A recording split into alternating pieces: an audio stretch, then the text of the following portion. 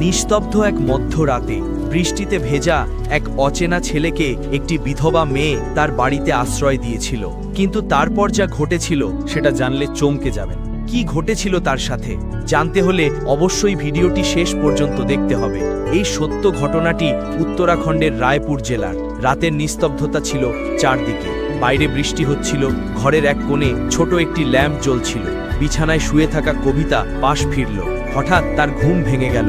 সে ধীরে ধীরে উঠে জানালার দিকে এগিয়ে গেল।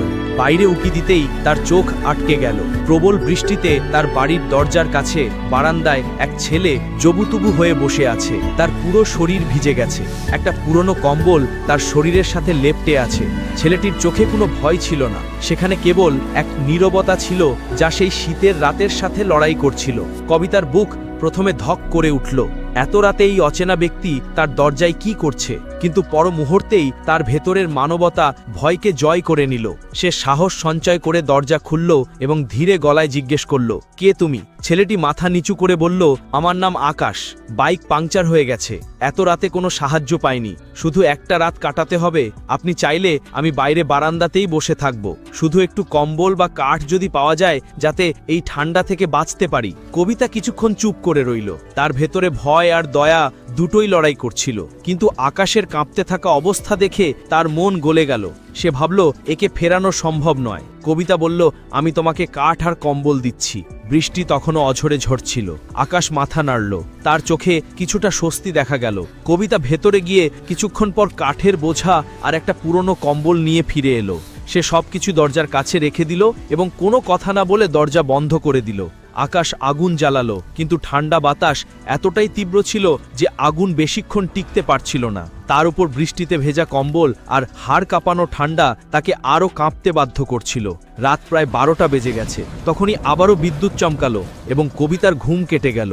হঠাৎ তার বাইরে বসে থাকা আকাশের কথা মনে পড়ল। তার মন বলতে লাগলো, এত বৃষ্টিতে সে বাইরে কিভাবে বসে আছে? কবিতা ভয় কাটিয়ে আবার সাহস করে দরজা খুলল। সামনে যে দৃশ্য ছিল তা তার হৃদয় নাড়িয়ে দিল। আকাশ একেবারে কুঁকড়ে বসে আছে, দাঁতে দাঁত বাড়ি খাচ্ছে অনবরত। বৃষ্টি আর ঠান্ডায় পুরো শরীর কাঁপছে। কবিতার চোখে জল চলে এলো। সে দেরি না করে বলল, ভেতরে এসো, নইলে অসুস্থ হয়ে পড়বে। ভয় পেও না, এখন আমি তোমাকে বিশ্বাস করছি। আকাশ প্রথমে ইতস্তত করল। তার ঠোঁট ঠান্ডায় কাঁপছিল, গলার স্বর জড়িয়ে আসছিল। সে বলল, না, আমি বাইরেই ঠিক আছি, আপনার অসুবিধে হবে। কিন্তু কবিতা দৃঢ় গলায় বলল, আমি একা থাকি ঠিকই, কিন্তু মানবতাকে উপেক্ষা করতে পারি না। ভেতরে এসো। আকাশ ধীরে ধীরে উঠে কাঁপতে কাঁপতে ভেতরে গেল। ঘরে ঢুকতেই সে হালকা উষ্ণতা অনুভব করল। কবিতা দরজা বন্ধ করে দিল। সে আলমারি থেকে একটা পুরনো শুকনো সোয়েটার আর পায়জামা বের করে আনলো। বলল, এগুলো আমার স্বামীর কাপড়, তিনি এখন আর নেই, তুমি বদলে নাও, না হলে সর্দি আরও বেড়ে যাবে। আকাশ কিছু মুহূর্ত চুপ থেকে কাপড়গুলো নিল এবং ধীরে ধীরে পোশাক পরিবর্তন করল। এরপর তার চোখ মুখে স্বস্তির একটা ছাপ দেখা গেল।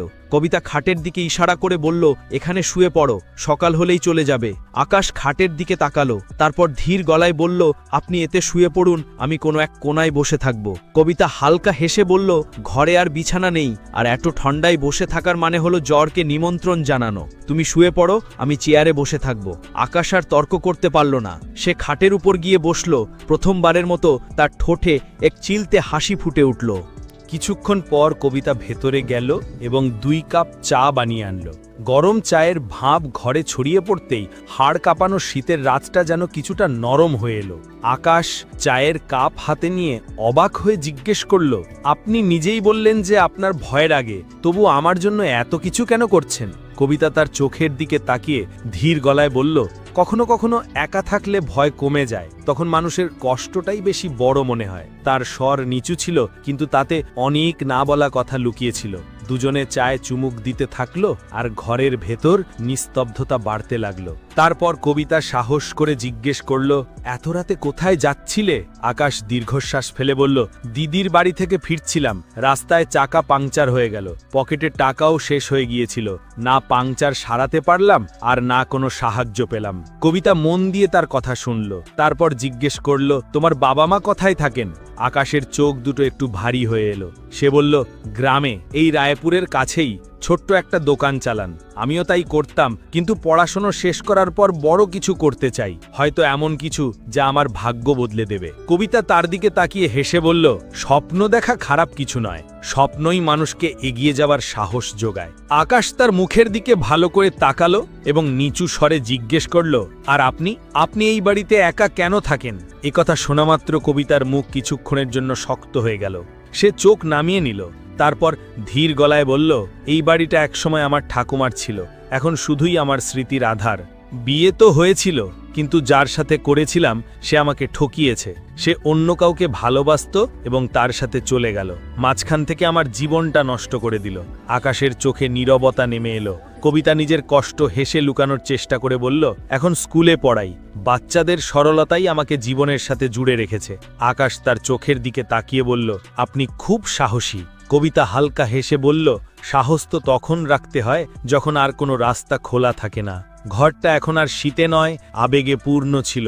বাইরে বৃষ্টি এখনো পড়ছিল, কিন্তু ভেতরে দুই অচেনার মাঝের দূরত্ব ধীরে ধীরে গলে যাচ্ছিল। খাটে এক কোণায় বসে থাকা আকাশ ধীরে বলল, যদি আপনার ঠান্ডা লাগে তবে আপনি চাইলে এই বিছানার অন্য প্রান্তে বসতে পারেন, আমি দূরেই থাকব। কবিতা প্রথমে কিছু বলল না, তার আঙুল কাঁপছিল। কিছু মুহূর্ত পর সে সাহস সঞ্চয় করে বলল, ঠিক আছে, কিন্তু শুধু ঠান্ডা থেকে বাঁচার জন্য। দুজনে বিছানার দুই কোণায় বসে পড়ল। তাদের মাঝে দূরত্ব অনেক ছিল, কিন্তু মনের দূরত্ব এখন ধীরে ধীরে কমতে শুরু করেছিল। রাতের সেই নিস্তব্ধতায় কথা শুরু হলো, আর থামার নামই নিল না। আকাশ ধীরে ধীরে নিজের জীবনের সব পাতা খুলে দিল। কিভাবে তার মা বাবা ছোটখাটো কাজ করে সংসার চালাতেন, কিভাবে তার বোনের বিয়েতে বাড়ির লোক ঋণ নিয়েছিল আর এখনো তার বোঝা টেনে যাচ্ছে, কিভাবে সে তার কাছে সেই রাতে মাত্র 100 টাকা ছিল যা পেট্রোলে খরচ হয়ে গেছে। তার চোখ ভিজে গেল, কিন্তু মুখে এখনো জেদ ছিল। সে বলল, আমি চাই একদিন মা বাবাকে ওই কষ্টের জীবন থেকে বের করে আনবো।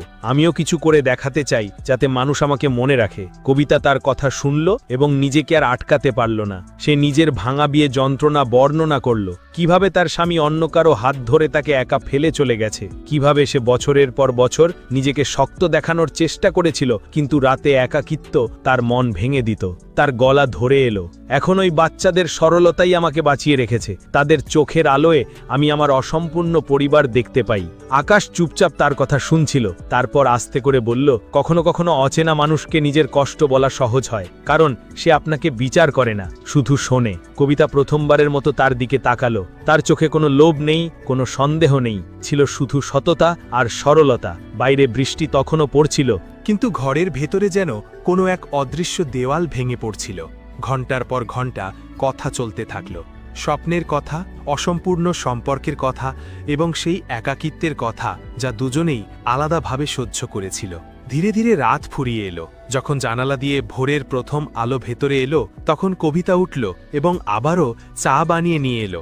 আকাশ চায়ের কাপ নিল এবং হেসে বলল, এবার আমার যাওয়া উচিত, কেউ দেখে ফেললে আপনার সম্পর্কে ভুল ধারণা তৈরি হবে। কবিতা হেসে বলল, এত সকালে কোথায় যাবে? পাংচারের দোকানও তো খোলেনি। কিন্তু আকাশ তবুও যাওয়ার জন্য প্রস্তুত ছিল। সে দরজা পর্যন্ত পৌঁছালো, তারপর এক মুহূর্তের জন্য থামল, ধীর গলায় বলল, আপনি কি আমার একটা উপকার করতে পারবেন? পাংচার সারানোর জন্য 200 টাকা লাগবে, আমি ঠিক ফেরত দিয়ে যাব। কবিতা কোনো কথা না বলে ভেতরে গিয়ে 200 টাকা নিয়ে এলো এবং তার হাতে দিল। তার কণ্ঠ ছিল কোমল, এটাও কি জিজ্ঞাসা করার বিষয়? আকাশ তার চোখের দিকে তাকিয়ে বলল, আমি ফিরে আসব, টাকা ফেরত দিতে নয়, কিছু মুহূর্ত চুরি করতে। কবিতা চুপ করে রইল, কিন্তু তার চোখের দীপ্তি অনেক কিছুই বলে দিল। আকাশ বাইকের দিকে এগিয়ে গেল এবং বৃষ্টি ভেজা রাস্তায় বাইক ঠেলতে ঠেলতে এগিয়ে চলে গেল, কিন্তু কবিতার হৃদয়ে তার ছায়া থেকে গেল।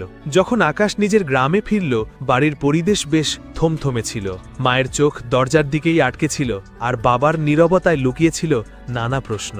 আকাশ ঘরে ঢুকতেই মা তাকে জড়িয়ে ধরলেন। বাবা, কোথায় ছিলি তুই? আমরা তো ভয় পেয়ে গিয়েছিলাম। আকাশ ধীরে ধীরে সবকিছু খুলে বলল, বৃষ্টি, রাত, বাইক পাংচার হওয়া এবং সেই অচেনা মহিলার সাহায্যের কথা। তার মা দীর্ঘশ্বাস ফেলে বললেন, বাবা, পৃথিবীতে সবাই খারাপ হয় না, কিন্তু তাই বলে সবার ওপর চোখ বন্ধ করে ভরসা উচিত নয়, বুঝে শুনে চলিস। আকাশ মাথা নিচু করে নিল, কিন্তু তার মনের ভেতরে এক অদ্ভুত তোলপাড় চলছিল। সে বারবার কবিতার হাসি, তার চোখের সেই ক্লান্ত দীপ্তি আর তার কথাগুলো মনে করছিল। সেই একা নারী যে তাকে শীতের হাত থেকে বাঁচাতে দরজা খুলে দিয়েছিল, এখন তার হৃদয়ে জায়গা করে নিয়েছে। 3 দিন ধরে সে খুব অস্থির ছিল। কখনো বই খুললে মন অন্যদিকে চলে যেত, কখনো খেতে গেলে মন সেখানেই পড়ে থাকত। অবশেষে চতুর্থ দিন সন্ধ্যায় সে সিদ্ধান্ত নিয়ে নিল। আকাশ পকেটে সেই 200 টাকা রাখল এবং বাইক নিয়ে সেই রাস্তার দিকে বেরিয়ে পড়ল। রাস্তায় কোনো বৃষ্টি ছিল না, কিন্তু তার হৃদয়ে তখন আবেগের বৃষ্টি ঝরছিল। সেই ছোট ঘরটির দরজায় সে কড়া নাড়ল। ভেতর থেকে সেই পরিচিত আওয়াজ এলো। কে? আকাশ হেসে বলল, আমি সেই যে ওই রাতে বৃষ্টিতে ভিজে গিয়েছিলাম। দরজা খুলল এবং কবিতা সামনে এসে দাঁড়ালো। তার চোখে হালকা বিস্ময় আর ঠোঁটে এক অচেনা হাসি। আকাশ পকেট থেকে 200 টাকা বের করে তার দিকে বাড়িয়ে দিয়ে বলল, এই নিন আপনার আমানত। কবিতা টাকাটা নিল ঠিকই, কিন্তু তার চোখ আকাশের দিক থেকে সরছিল না। কিছুক্ষণ চুপচাপ দাঁড়িয়ে রইল, তারপর বলল, এত তাড়াতাড়ি ফিরে এলে? আমি ভেবেছিলাম তুমি ভুলে যাবে।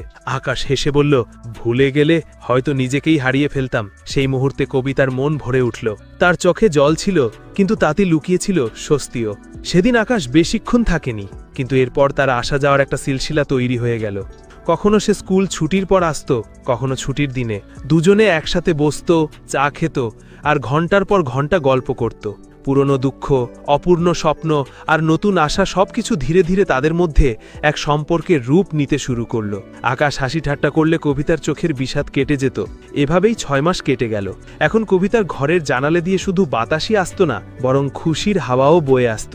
কিন্তু গ্রামের মানুষের নজর কি আর এসব এড়িয়ে যায়? একদিন সকালে এক পড়েশি মহিলা দেখলেন যে আকাশ কবিতার বাড়ি থেকে বেরোচ্ছে, আর তারপরই গ্রামে আগুনের মতো কথা ছড়িয়ে পড়ল।